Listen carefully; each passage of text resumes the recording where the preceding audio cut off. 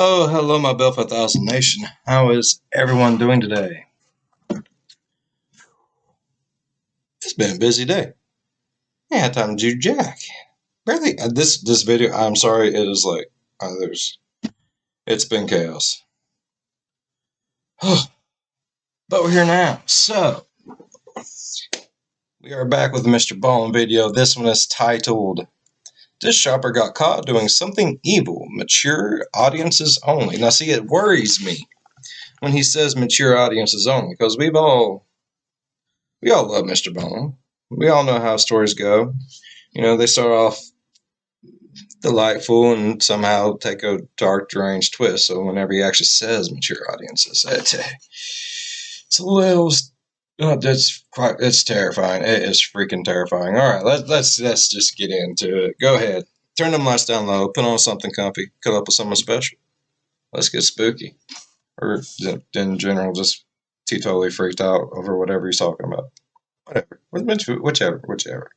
In 2021, police in Salt Lake City, Utah, discovered a strange video on someone's phone. Now, this video, which at first seems kind of playful, is one of the most disturbing and distressing videos when you realize what it's about. Fair warning, we're going to play a portion of that video in today's episode towards the end of the episode.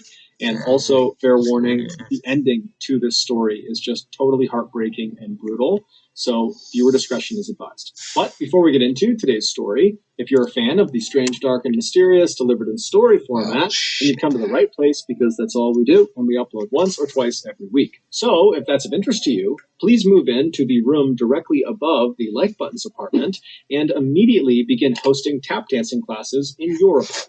Also, please subscribe to our channel and turn on all notifications so you don't miss any of our weekly uploads. Okay, let's get into today's story.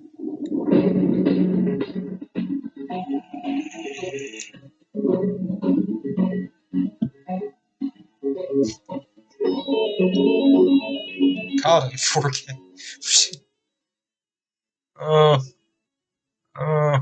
On January 28, 1976, Daniel Halseth was born in a small town in Oregon called Estacada, which is located about 30 miles southeast of Portland. Daniel's family owned a farm, and so from a young age, Daniel became accustomed to getting up super early and helping out with daily chores. This childhood experience on the farm instilled in Daniel a strong work ethic, and it also taught Daniel to really appreciate family, because the family he had grown up in spent all their time together, and they all struggled and worked together every day to make ends meet. In high school, Daniel really began to blossom. He had this wonderful energy and huge radiant smile that drew people to him. Handsome man. He was just one of those people that was just naturally gifted at everything he did. And it seemed totally effortless. During his high school years, he picked up the piano as well as the drums, and his classmates affectionately nicknamed him Drummer Dan. Daniel was also amazing with anything to do with computers or Piano Man Dan. That would have been better. Technology. And Daniel was just very handsome and very athletic and fit. And so he was really the guy that everybody wanted to be. But despite having all of these things going for him, Daniel was dealt a major blow in 1994 when he was in his junior year of high school. That year, his father, who he was quite close with, died unexpectedly from a brain aneurysm. This was a crushing blow for a young man that still very much leaned on his father for guidance and support. That's awful. Daniel, like the rest of his family, found a way to just keep on going despite this immense heartbreak. So he can In 1995, so a year after his father's death, Daniel would graduate high school, and he would head to Salem, Oregon, where he would go to school and earn his bachelor's degree in music, and then he would stick around in Salem at another university, and he would earn his master's in business. And it was during those years that he was in Salem that Daniel would meet a young woman named Elizabeth Schwarak, who had grown up in Salem. She, like Daniel, was incredibly hardworking and was just naturally good at everything she tried. She was also a model, and so when she and Daniel began dating, they genuinely looked like this beautiful Hollywood couple. In 2001, which was shortly after Daniel had earned his master's degree, he and It's all the beautiful people. Elizabeth got married. 5 years later, the couple, who now were the proud parents of 3 young children, It's probably all beautiful too, and perfect and everything, right?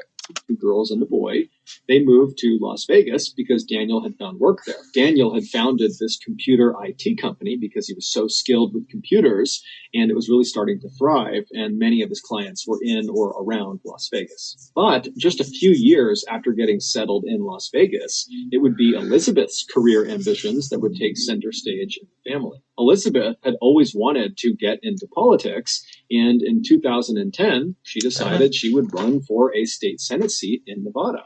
But in order to do that, she would need to campaign really aggressively, which would mean she'd be gone a lot of the time. And so Daniel, who was working full time with his computer company, he would need to keep doing that because that paid the bills. But he would also have to become the primary parent for their 3 children. And so when she approached Daniel and said, I really want to do this, but it requires a lot out of you. Are you willing to do this? Daniel was completely supportive and actually really excited at the idea. He had no problems whatsoever. And so very soon, Elizabeth would be out on the road campaigning and trying to win the state Senate seat. And Daniel would be home goofing around with the kids and taking them hiking and going to playgrounds and parks. And then after he would put the kids to bed at night, he would stay up super late and run his computer business out of their dining room. And all this additional hard work and sacrifice that Daniel was making for his wife paid off when later that year, on November 2nd, Elizabeth would run this incredible campaign that was built on family values and wholesomeness and morality. She would win the state Senate seat, which shocked the state of Nevada. And even more impressive, she would become the youngest woman to ever be elected to the Nevada legislature at just 27 years old. So it was clear to everyone in Nevada and also outside of Nevada that Elizabeth was destined for greatness. She was going to be the next big political superstar. And anyone who was close to the Halseth family knew Daniel was her number 1 cheerleader. He was so proud of her. But soon, the Halseth's perfect life would come crumbling down. It was not long after Elizabeth had won her election. I don't know if I want to continue on. Now I'm sad. It's like, where's not the pretty people? That Daniel began to notice she was becoming suspiciously close with another man named Tiger Helgelian, who was a former golf pro and fellow rising political star. After noticing his wife constantly texting with Tiger, Daniel would actually reach out to Tiger directly and beg him to stop messaging his wife and to just leave his family alone. But the texting and the calling and the interactions between those two would not stop. And then finally, in October of 2011, so less than a year into Elizabeth's first term as a state senator, Daniel would find out that his wife and Tiger had been away together alone on this long extended work trip. And so Daniel realized that almost certainly his wife was having an affair. And so when his wife came home from this trip and she was unpacking in their bedroom, Daniel walked into the room and he accused her of being unfaithful. And the argument that ensued got very heated, but it did not become physically violent. Basically, Daniel just screamed and yelled at Elizabeth, swearing at her and kind of losing his temper completely. But at some point, Elizabeth just said, "Daniel, stop." And Daniel would actually stop. And in fact, both Elizabeth and Daniel, when they were called this night, would say as soon as she said stop, Daniel stopped yelling and he left the room. Over the next couple of days, Daniel and Elizabeth would go to therapy sessions at their church, indicating that they both were making a concerted effort to try to salvage their marriage. That's good. But on October 21st, therapy is not for everyone, but sometimes it does help having an outside point of view, an outside perspective, fresh eyes, whatever you want to look at it, call it, whatever. But sometimes it ain't for everyone, 5 days after this big blow-up fight about the affair, Elizabeth would go to police and she would claim Daniel had touched her inappropriately during the fight they had over the affair. And so Daniel, much to his shock, was arrested and charged with something called open and gross lewdness, which is effectively unwanted touching of another person. This accusation is quite common, especially amongst people at bars who are drinking. There's lots of unwanted touching that can happen there. But interestingly, this particular charge is cited as being one of the more frequently falsely accused offenses because the police do not require any physical proof to actually arrest someone. Basically, Oh, people are, in theory, able to get other people arrested simply by claiming they inappropriately touched them, even if there is not a shred of proof. It's basically one person's word. I mean, I understand. Like, to an extent, I understand. I do. Okay, I'm not saying I'm not an understanding person, but I mean, if like I fall down and I'm reaching out for someone to like help, and I accidentally grab a boob, I mean, I'm not doing it on purpose. I mean, I'm trying to keep myself from like hurting myself, but am I going to get charged with that? I mean, I mean, Against the other. After being found guilty of open and gross lewdness, Daniel was sentenced to 6 months of probation, anger management, and he had to register as a sex offender. Shortly after he was found guilty, Daniel filed for divorce. Their divorce, which was heavily centered on who gets custody of their 3 kids, was very contentious, it was very bitter, and it was very public. Because Elizabeth was a state senator, she was in the public eye. And because her campaign that she had run on to get elected was built entirely on wholesomeness and values and having good moral character, that when rumors started to fly that she had had this affair with Tiger Helgelian and that had blown up her family and her husband is being charged with open and gross lewdness, it was just so salacious that despite her denying that she ever had this affair and acting like she was in the right, she was still forced to resign from her state Senate seat in February of 2012. The divorce would finalize later that year, and most likely because of Daniel's new sex offender status from the open and gross lewdness charge, he was denied custody of the 3 children, despite the fact that for the last several years, he had been the everyday primary parent. So Elizabeth, she gets custody of all 3 kids, and she promptly leaves Nevada to go to Alaska with her 3 kids to live with Tiger Helgelian, the man she denied having an affair with. And shortly after arriving, I'd flip shit. I would have. I'm sorry. Oh, everything good. We're going to therapy. You're going to have me put in jail. Now I can't get me. Oh, evil, sneaky, snake in the grass, motherfucker. She married Tiger Helgelian. Daniel was heartbroken. It was like his life had blown up in a matter of seconds. Yeah, But most devastating of all was that his kids, who he called his 3 little angels, were now so far away from him, he couldn't even see them if he wanted to. But just like he had done back in 1994 when his father passed away, Daniel just found a way to keep on going despite this horrible pain he was feeling. Over the next few years, Daniel would pour himself into his computer business and really make that his full-time effort, and he would make every effort to see his children any chance he got.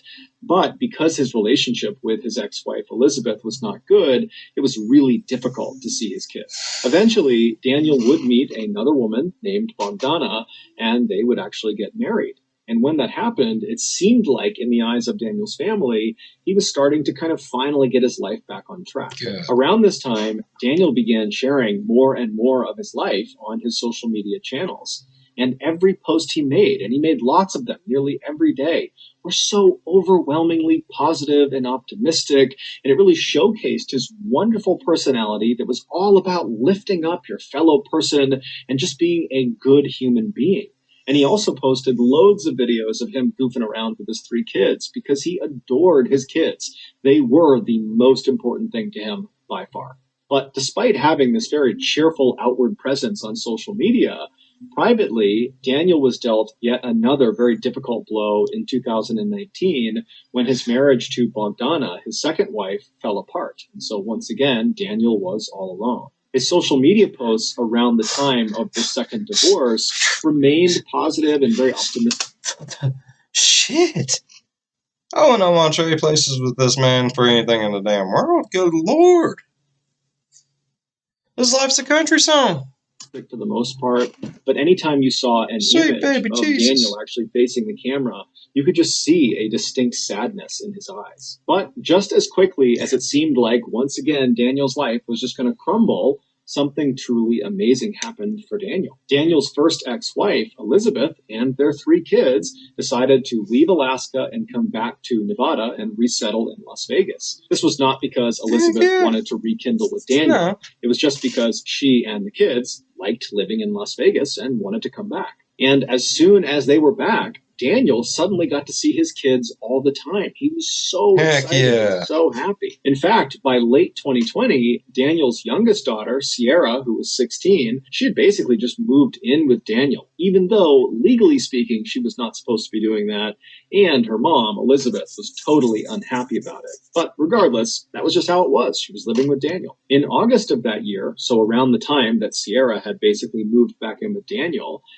decided to take his ex-wife, Elizabeth, back to court to see if he could get custody of Sierra, because Sierra was the only minor of their 3 children. She was still 16, and at that point, Sierra was already living with him. During the recorded video sessions between Daniel, Elizabeth, and the judge, Daniel would tell the judge that life in Elizabeth's home was totally toxic and not good for his children, and certainly not good for Sierra. Daniel would explain to the judge that Sierra was really struggling with some mental health issues, and what she needed right now was professional therapy, something he had already enrolled her in since she had moved back in with him. Daniel also presented to the judge a letter that he said Sierra wrote that basically backed up the idea that she is better off living with her father. Elizabeth would generally respond to all of these things that Daniel was saying by saying Daniel was a liar and that he was not fit to be a parent, and that letter that he claims Sierra wrote doesn't sound like her, insinuating that, the letter was forged. The judge, who at regular intervals would get very frustrated with both Daniel and Elizabeth, finally would just say, look, you got all sorts of issues between the 2 of you, and it's creating a horrible environment for your kids. And if you don't find a way to come to some sort of compromise, the people that are going to suffer are your kids, specifically Sierra. Finally, in early 2021, when Daniel and Elizabeth still had not come to terms. Glad someone had the balls to say it. It's true. Like, you can hate your ex all you want, but sometimes you got to bite your tongue and save face for your kids. That's just how it is. If you're miserable, your kids are miserable. Misery begots misery. Like, no, don't do that to those babies. You know what I mean? Shit. The judge just ordered that Daniel return Sierra to her mother's residence because, legally speaking, Sierra was supposed to be in her mother's care. And so begrudgingly, Daniel would take Sierra and he would bring her back to her mother's house and he would say, okay, go see your mother, and then he would drive off. But later that night, Sierra would sneak out of her mother's house and just run back to be with her dad. Needless to say, Daniel was not unhappy about that turn of events. The custody battle over Sierra continued to rage for the next several months, with Sierra opting to still remain at her father's place despite the court order, despite her mother pleading with her to come home. And then in April of 2021, something very odd happened. On the morning of April 8th, several $100s was withdrawn from Daniel's bank account from a few different ATMs around Las Vegas. This particular bank account was shared between Daniel and his second ex-wife, Bogdana. They just hadn't gotten around to relinquishing control to one or the other. And so these particular withdrawals were kind of uncharacteristic for Daniel or for Bogdana, and so they were flagged as potentially fraudulent. And so the bank sent notifications to both Daniel and Bogdana saying as much. And so Bogdana, she gets the messages that there's been these potentially fraudulent charges. She knows it wasn't her. And so she calls Daniel, but Daniel doesn't pick up. And so she texts Daniel. But again, silence from Daniel. Thinking this was a little bit odd, Bogdana reached out to Daniel's mother, Christine, knowing that Daniel and his mom spoke nearly every day. And so she filled the mother in about what was going on. I'm getting nervous, y'all. Like, I know he's building up to something. It's making me antsy. It's making me antsy. Like, oh, damn. You know. I know. We all know. And after getting all the information from Bogdana, Christine would try calling and texting Daniel, but still got nothing. And so she reached out to her granddaughter, Sierra. And so she calls Sierra. Sierra doesn't pick up. She texts Sierra asking to speak to Daniel, and Sierra doesn't get back right away, but eventually she responds to Christine, and the response just said, his phone has been acting up, but he's okay. It should be fixed by tomorrow night. No worries. Now, Christine was relieved to read that her son and her granddaughter were just fine, but at the same time, there was just something odd about the fact that she could not get in touch with her son. Shady. And that Sierra was kind of acting a little bit cagey, not answering her phone, which was unlike her, and then sending a message that didn't quite sound like her. But either way, Christine just let it go and figured she would be in touch with her son over the next 24 hours. But the next day, by 10 a.m., when Christine and Bogdana had not heard or seen Daniel, Christine again reached out to her granddaughter, Sierra. She called her, but she didn't pick up. And so she texted Sierra, this time demanding that she put her father on the phone. But Sierra did not put her father on the phone. Instead, after a few minutes, Christine just got another text message that said something to the effect of, my dad's in the shower, so he can't talk right now. Christine, at this point, it was like her radar was up, and she knew there was a real problem. She didn't know what it was, but there was a problem, and someone needed to go over to Daniel's house and make sure he and Sierra were okay. And so Christine contacted a woman named Peggy Newman, who was Daniel's landlord and a close friend of Daniel. And she asked Peggy, would you mind going and doing a welfare check at Daniel's house? And Peggy would say, of course, no problem, but I won't be able to get over there for at least several hours. So Christine said, no problem. But as soon as she hung up, Christine just was so anxious, waiting to find out what was going on with her son, that at 1:46 p.m., when still Peggy was out running errands and had not done the welfare check yet, Christine just called the police and asked them to do a welfare check. Yeah, I need a welfare check. I don't know if When are we doing a welfare check? for my son. He's been missing for 2 days. His work's called, his family's called, I've called, his ex-wife's called, and there's nobody answering the phone, and nobody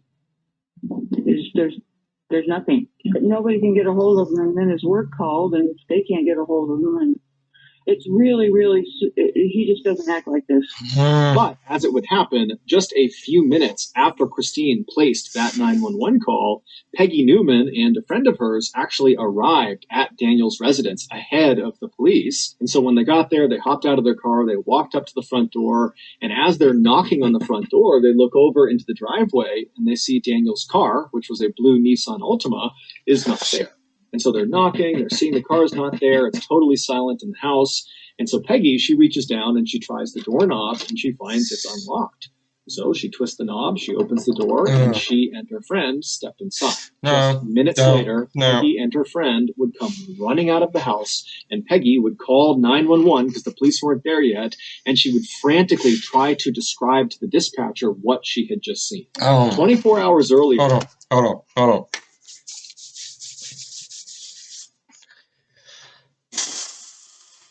Just hold on. He's built this whole time. Like, I'm dying on the inside. Oh God. Already. Mr. Bone, you kill me. You're killing me. Killing me. Alright. Let's get our serious faces on. Let's do this.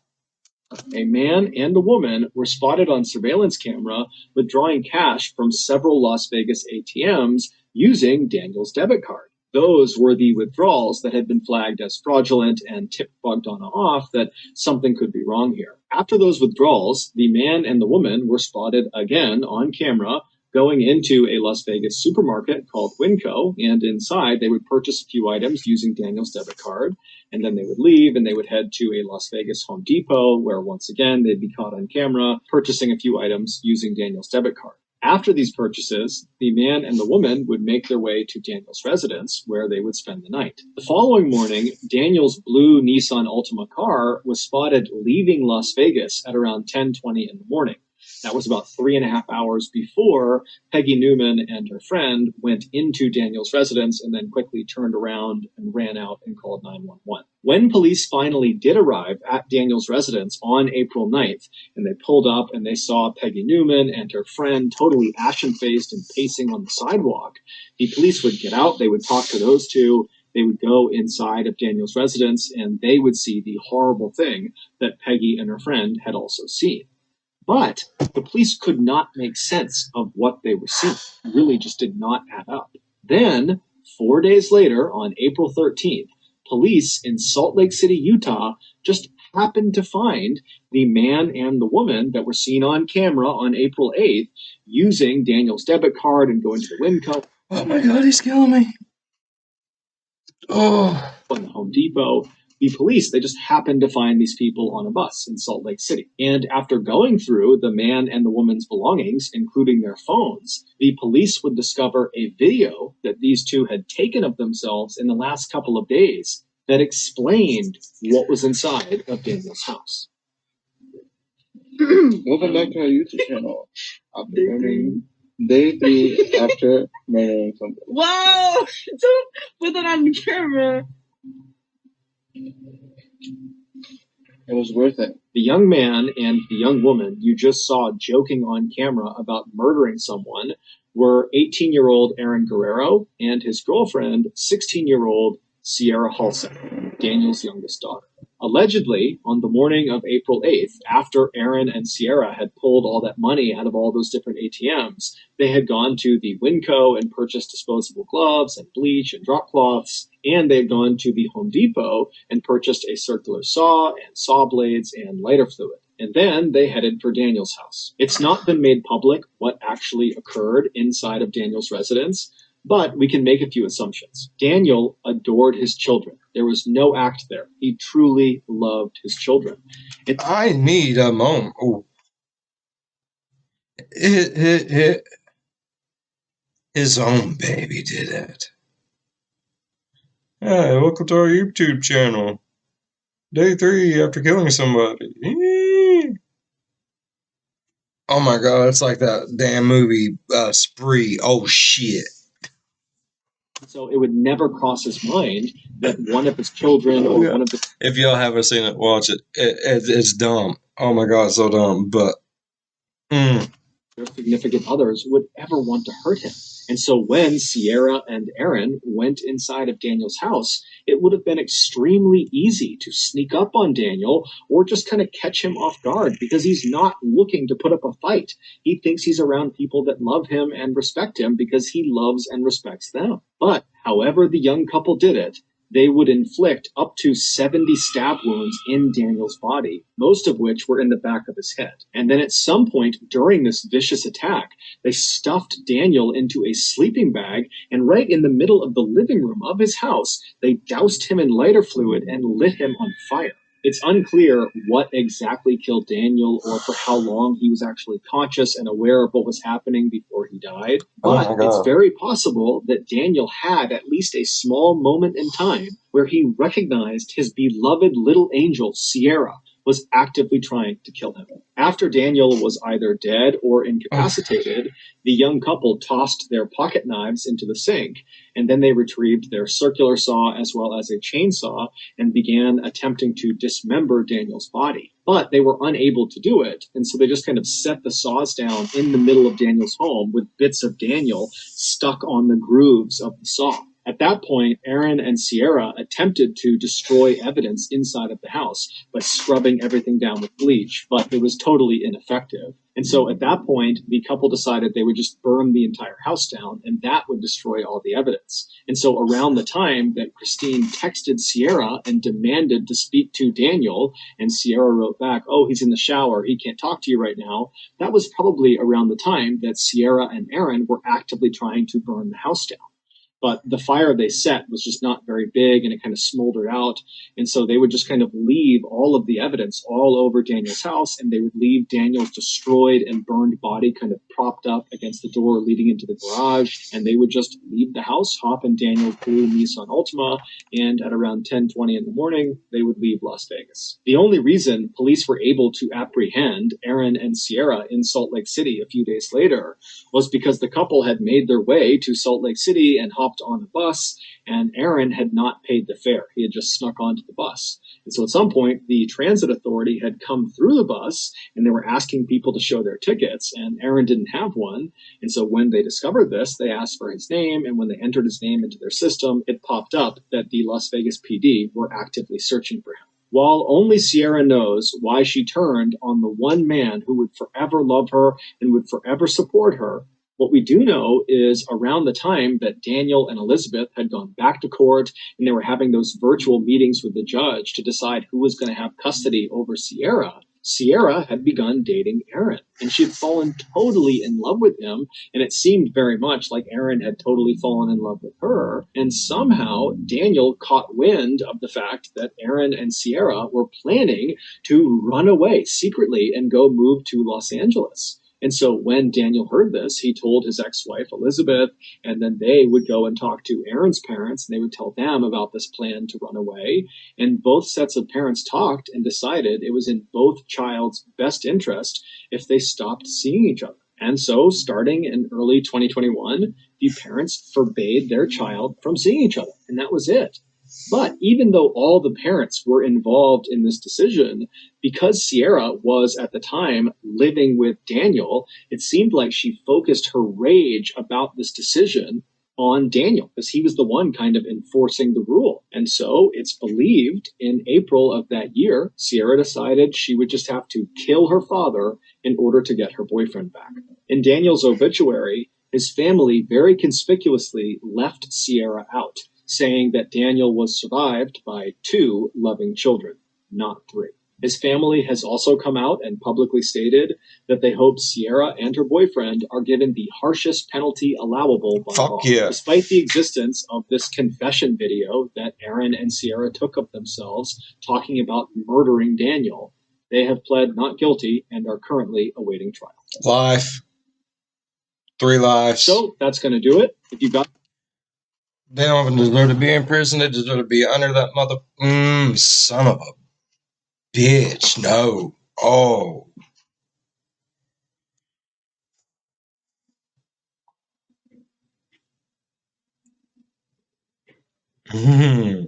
Damn. That's one cold-hearted little hook right there. Holy shit. That was hard to listen to. I gotta go. I can't. Oh damn. Like, I brought a tear to my eye.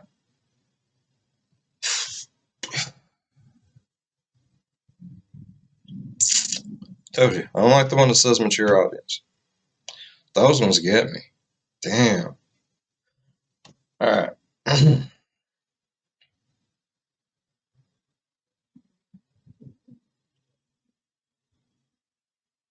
And all I wanted was spend time with his babies, and I gotta go. Yeah.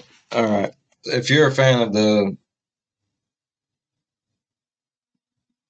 I don't even know, like, that fucked me up. Wow. Okay. If you enjoyed today's video, think about leaving a thumbs up. If you're a fan of the spooky, scary, strange, or deranged, think about subscribing. As always, be good to one another. I'll see you in the next one. Bye-bye. What the fuck, bro? Like, that's too much. That's, nope. Nope.